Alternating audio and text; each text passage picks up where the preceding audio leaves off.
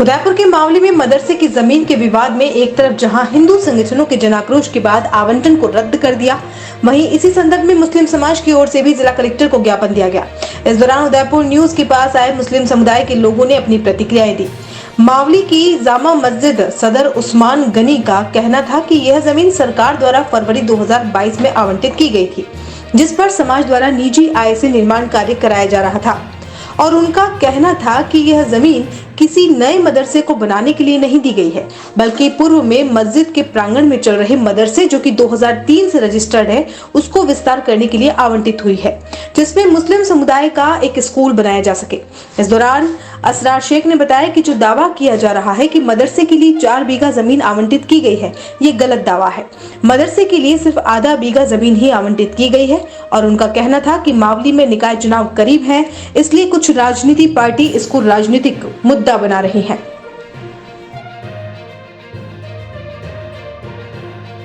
मेरा नाम उस्मान गनी है, जामा मस्जिद मावली सदर हूँ। और ये जो ज़मीन है ये हमें सरकार ने 22 फरवरी 2022 को अलॉट की है और ये ज़मीन हमें 4 बीघा 16 बीसों में से 0.0700 हेक्टर आवंटन हुई है, जिसका आवंटन हुआ था 2022 में। ये मदरसा पहले मावली गांव में चल रहा था, अभी भी चल रहा है और वहाँ क्या कंस्ट्रक्शन एरिया होने की वजह से हम इसको सरकार से निवेदन किया था कि हमें ज़मीन दी जाए जो हमें स्कूल बना सके एक छोटा सा। तो उसके लिए हमने ज़मीन आवंटन की मांग की थी और हमारी मांग पूरी हो गई थी और ये ज़मीन हमारी अभी ईदगाह के पास आवंटन हुई थी। वहाँ हमने अभी निजी पैसों से एक कमरा खड़ा किया है क्योंकि अभी तो कोई सरकारी पैसा फंड नहीं आया है। इसके लिए हमने 1.5 लाख रुपए सरकार में जमा करा रखे हैं 10%, जिससे 15 लाख रुपए पास हो चुके हैं और वो स्कूल बनने में आसानी हो जाएगी। इस वजह से हमने वहाँ एक कमरा नियुक्त किया। कल जो वहाँ पर रैली निकाली गई उसमें हज़ारों लोग उन्हें शामिल हुए और सबका अलग अलग अपनी बात को लेकर के मामला था, लेकिन उसमें एक बात बहुत चर्चित रही कि जिसमें कहा गया कि मुस्लिम मदरसे के लिए, मुस्लिम समुदाय के मदरसे के लिए हिंदू बहुल क्षेत्र में ज़मीन क्यों दी गई। आपका क्या कहना है इस पर? सर, सबसे पहले तो जो ये भ्रम चल रहा है ये सबसे बड़ा भ्रम है, क्योंकि जो बताया जा रहा है कि ये बहुल क्षेत्र है हिंदुओं का, ये सबसे गलत चीज़ है। क्योंकि मैं खुद उस इलाके में रहने वाला हूँ, उसके पास में ही रहता हूँ, तो वहाँ पे टोटली मुस्लिम मकान ही है, लमसम 250 से 300 मकान है और आबादी क्षेत्र है। जिस क्षेत्र की में आप रहते हैं आप उसकी बात कर रहे हैं? चाहिए, मैं जहाँ रहता हूँ उसी के पास ही ये बना हुआ है, जो यहाँ पे ये आवंटन हुआ है अभी बिल्कुल पास में ही है, 200 मीटर की दूरी है। क्या जगह का नाम? ये आदमनगर के अंदर कहलाता है और गायत्री नगर जो चल रहा है मीडिया में वो थोड़ा आगे रहता है, आदमनगर के बाद में। वहाँ पे 150-200 घर होंगे मुश्किल से, पर स्टार्टिंग जो हम करते हैं पहले जहाँ से, वो स्टार्टिंग में आदमनगर पूरा मुस्लिम इलाका ही आता है और 250 से 300 मकान वहाँ पर है। चाहे वोटर लिस्ट में आप देख सकते हैं, पूरा डिटेल है हमारे पास, कोई दिक्कत वाली बात ही नहीं है। नहीं, उन्होंने ये आरोप लगाया कि बहुल इलाका जो हिंदू बहुल इलाका है वहाँ पर इस मदरसे की ज़मीन को आपको क्यों दिया गया?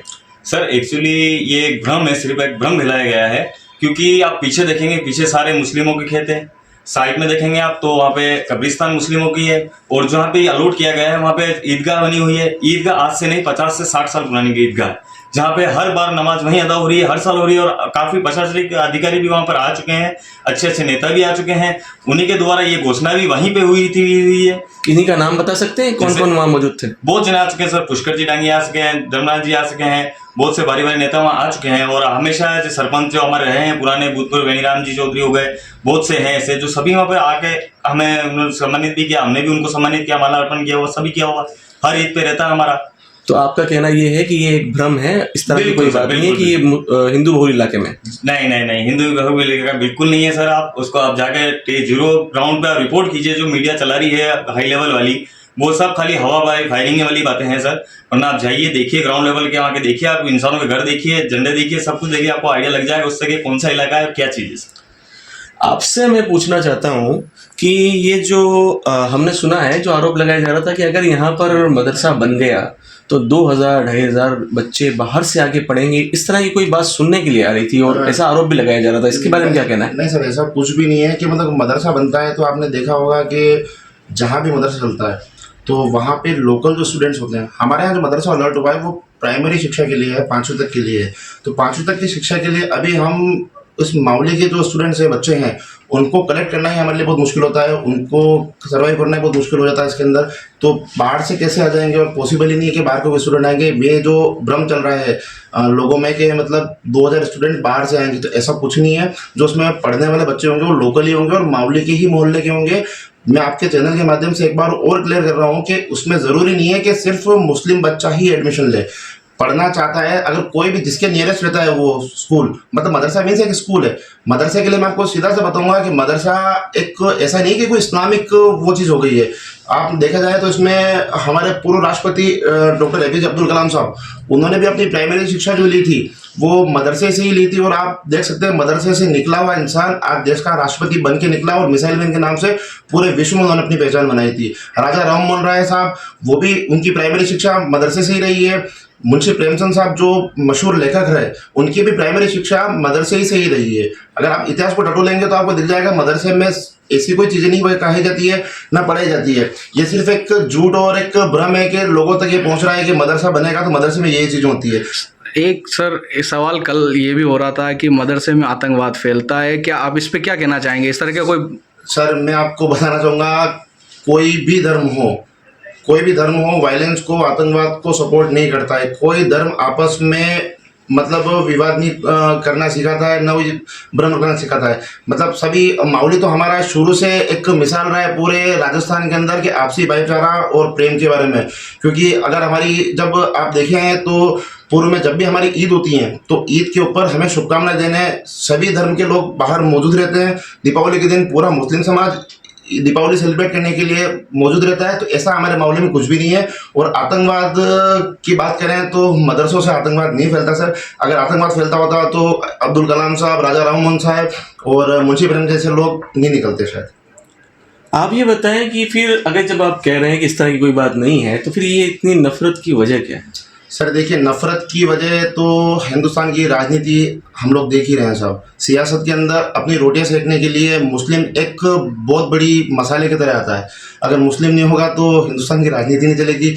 आप इसको सेंट्रल लेवल से देख लें, चाहे विधानसभा स्तर पर देखें, चाहे छोटे से छोटा स्तर। तो अब क्या है साहब, क्या हमारा मावली जो है नगर पालिका बन चुकी है पूरी तरीके से। तो अब जो इलेक्शन होगा वहाँ पे नगर पालिका के अंदर सिंबॉलिक चुनाव होगा जिसके अंदर मुस्लिम वोट्स अलग अलग जगह से बढ़ गए हैं। तो ये राजनीतिक पार्टियां कहें अपने निजी स्वार्थ के लिए अगर इस तरह का माहौल क्रिएट करेगी तो ऑब्वियसली बात है इसमें फ़ायदा होगा सबको। तो इसलिए इस तरीके से ये शंखनाद, मैं तो कहूँगा कि शंखनाद हुआ है नगर पालिका चुनाव की तैयारियों का। तो आपका कहना है कि ये टोटली राजनीतिक मुद्दा है? बिल्कुल सर, ये राजनीतिक मुद्दा ही है। क्योंकि ये अलॉट जब हुई थी जमीन हमें, तब हमारे जो सरपंच जो रहे थे उन्होंने पहले इसकी अनुशंसा की थी, वो भाजपा पार्टी से थे। उसके बाद जिनके कार्यकाल में ये अलॉट हो गई वो कांग्रेस पार्टी से थे। जब ये अनुशंसा की गई थी उस वक्त और जब अलॉट हुई तब विधायक भाजपा पार्टी से थे।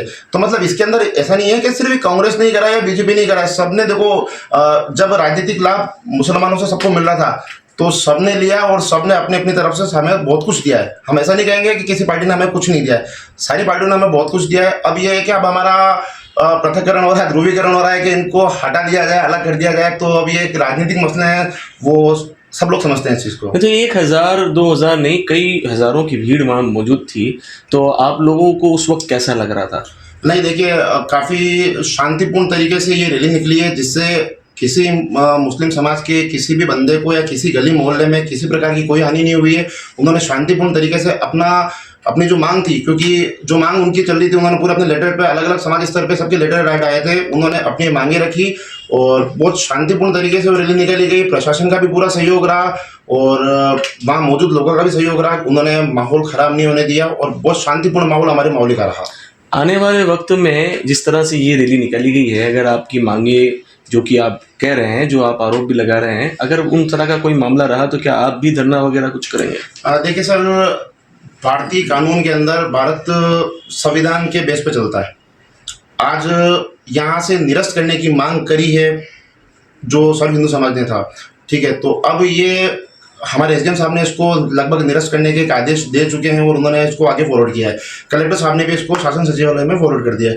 अगर राज्य सरकार इसको निरस्त करती है तो हमारे पास एक ऑप्शन बचता है कि हम इसकी मांग हम हाई कोर्ट में जाके उठाएं। हमें पूरा भरोसा है न्यायपालिका के ऊपर, वो ग्राउंड लेवल पे इसका सर्वे करेंगे, जो नतीजा आएगा हमें वो स्वीकार है।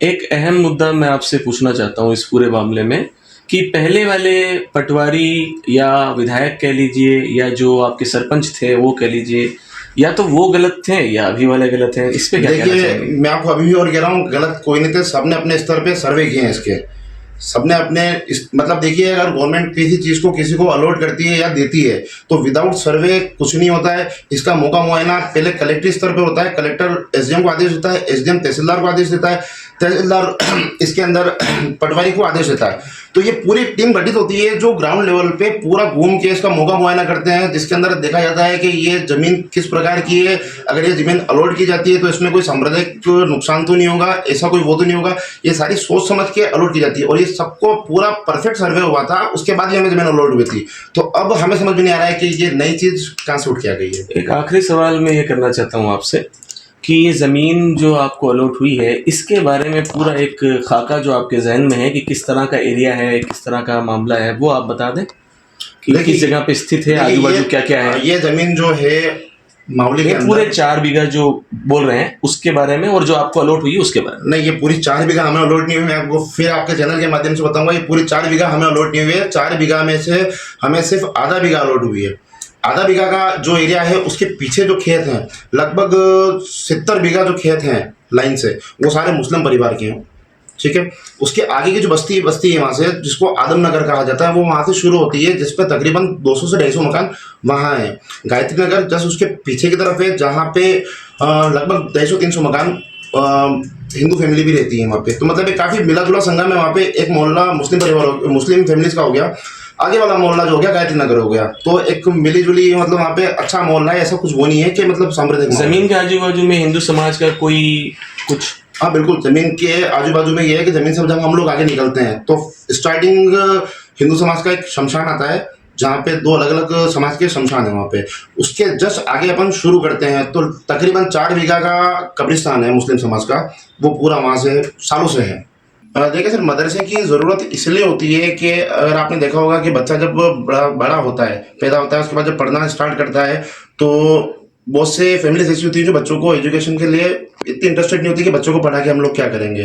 तो मदरसा जो होता है कि ये मतलब मोहल्ले में या फिर मुस्लिम एरिया के कंपाउंड में ही होता है, जहाँ पे बच्चों को स्कूल भेजना काफ़ी इजी रहता है, तो इसलिए ये हो जाता है। अच्छा, मदरसा कोई ऐसा नहीं है कि मदरसे के अंदर कोई सिर्फ मुस्लिम स्टूडेंट ही पढ़ेगा। कोई भी स्टूडेंट वहाँ पे एडमिशन ले सकता है, चाहे वो किसी भी धर्म से हो, हिंदू हो, मुस्लिम हो, सिख हो, ईसाई हो, क्योंकि शिक्षा के लिए, पढ़ाने के लिए कोई धर्म नहीं देखा जाता है। जिस प्रकार से आपने देखा होगा संस्कृत स्कूल्स होते हैं, उसी तरीके से मदरसा भी एक स्कूल होता है, ये रहता है यहाँ पे। जब ऑलरेडी वहाँ पर सरकार ने स्कूल, प्राथमिक और उच्च प्राथमिक वगैरह स्कूल बनाए हुए हैं, वो चल रहे हैं, तो उसमें फिर मदरसे की क्या जरूरत आन पेश पड़ी? बिल्कुल सर, मैं आपके चैनल के माध्यम से बताना चाहूँगा कि मदरसे की ज़रूरत क्या है। वर्तमान में माहौल में बहुत सारे स्कूल चल रहे हैं, मगर एक सर मैं आपको ये बताना चाहूँगा कि एक मुस्लिम जो स्टूडेंट्स होते हैं उनका ग्राफ हिंदुस्तान के लेवल पे देखा जाए, अगर आप सर्वे भी करेंगे इंडिया लेवल पे, तो आपको देखा जाएगा कि शिक्षा की कमी जो दिखने को मिलती है सबसे ज़्यादा मुस्लिम समाज में देखने को मिलती है।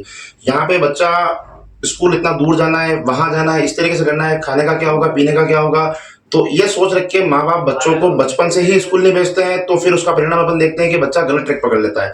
तो मदरसा जो एक आधुनिक भारत के तहत जो चालू किया गया था, उसमें ये रहता है कि ये एरिया जो होता है, मतलब पर्टिकुलर जो मुस्लिम एरिया होगा, उसी कंपाउंड के अंदर आसपास ही कहीं ये मदरसा इस तरीके से स्थापित होते हैं, जहाँ से रहता है बच्चों को पढ़ना इजी रहता है, बच्चों को इजीली वहाँ भेज देते हैं। और ये मदरसा जो होता है 5वीं क्लास तक के लिए मावली के अंदर है, ये कोई ऐसा नहीं है कि 10वीं 12वीं तक के लिए है। और 5वीं तक जो पाठ्यक्रम चलेगा, इसमें राजस्थान बोर्ड का जो पाठ्यक्रम होता है वही चलता है, कोई अलग से कोई इसमें एजुकेशन नहीं दी जाती है। हाँ, इसमें सिर्फ एक उर्दू का जो ज्ञान होता है ये एडिशनल होता है इनके साथ साथ में, तो ये चीज चलती है इसमें। सरकार ने हमें 4 बीघा अलॉट नहीं की है। 4 बीघा जो पर्टिकुलर मतलब वहाँ उस पूरे एरिया में जो जमीन बची हुई है बिला नाम, उसमें से हमें लगभग आधा बीघा जमीन हमें अलॉट की है, जिसके ऊपर ये मदरसा बनेगा। अच्छा, मदरसे के बारे में आपको बताना चाहूँगा, मदरसा ऐसा नहीं है कि मदरसा अब बनेगा। मदरसा 2003 से सरकार ने हमें एक रजिस्ट्रेशन करके एक संचालित है पूर्व से, जो अभी वर्तमान में जो हमारी मस्जिद है, जामा मस्जिद, जहाँ पे वो एक कमरे में चलता है।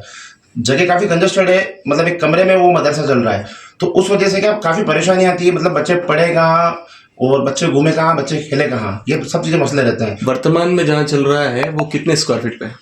वर्तमान में जहाँ चल रहा है मस्जिद के अंदर, देखिए अंजुमन कमेटी ने उस मदरसे के लिए एक थोड़ा सा एक कमरा निकाल रखा है। सिर्फ एक कमरा है जहाँ पे ये मदरसा चल रहा है अभी। तो उसके लिए हमें काफ़ी परेशानी आती थी। तो हमने समय समय पे जो सरकारें रही, भाजपा सरकार रही, कांग्रेस सरकार रही, इनके जो सरपंच रहे, इनके जो विधायक रहे, हमने सबसे मांग करी थी कि हमें इसके लिए एक ज़मीन अलॉट की जाए। तो हमने इसका मसला जो था, हमने इसकी पंचायत की कोरम में रखा था।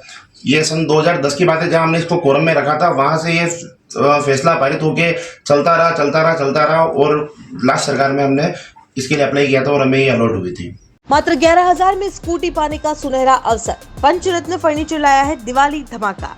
2000 की 15 मासिक किश्त में पाए 5 सीटर सोफा सेट के साथ डबल बेड, साथ ही प्रति किश्त पर 4 स्कूटी प्रति माह, यानी 15 माह में 60 स्कूटी जीतने का मौका।